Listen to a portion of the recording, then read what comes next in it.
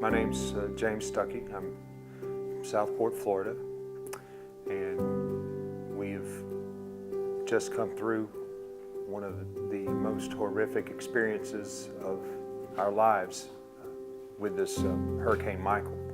This was not a typical hurricane. You know, we consider ourselves safer, because we're further inland. But this storm just moved. It plowed through this area like a freight train, and there were no areas that were unaffected. Almost across our entire county.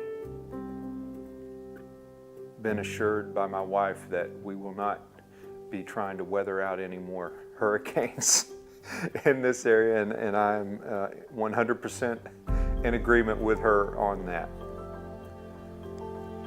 But we'd been working as we could, between working our jobs and trying to keep our kids in school and living 45 minutes from our home temporarily. We did as much as we could and realized that we're not going to be able to get this place cleaned up. People said, "Don't be proud. Don't be too proud to ask for something." And we had, gotten on the list to have the Christ in Action team come help us out. So they showed up on a Monday morning. My kids were gone to school. My wife had gone to work, and I was the only one staying in a camper out behind our house. And I heard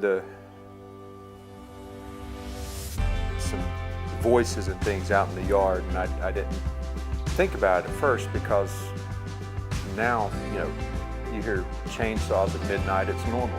I looked out the window and I saw the red shirts scampering around the yard, the Christ in Action guys, and man, these people, this is serious. They are like dialed in.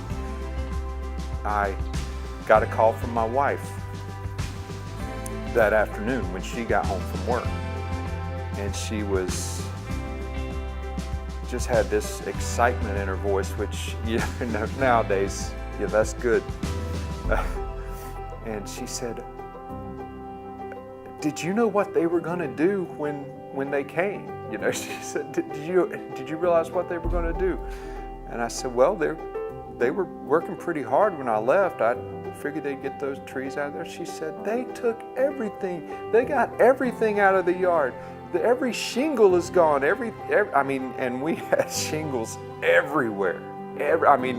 Our yard looked like a pile of shingles." But she was so excited, so happy. I didn't even get to see it the day I didn't even get to see the finished product until the next day. It was dark when I got home. I woke up and I looked outside, and I saw the mud tracks, and where limbs had been dragged through the yard, and the bobcats, the excavators, and everything had been driving through the yard, and it was the most beautiful thing I'd ever seen. Well, just to have such a huge burden lifted just like that, I can't describe it. We've got a long road ahead of us, but we're going to get there. We're certainly going to get there. I have no doubt.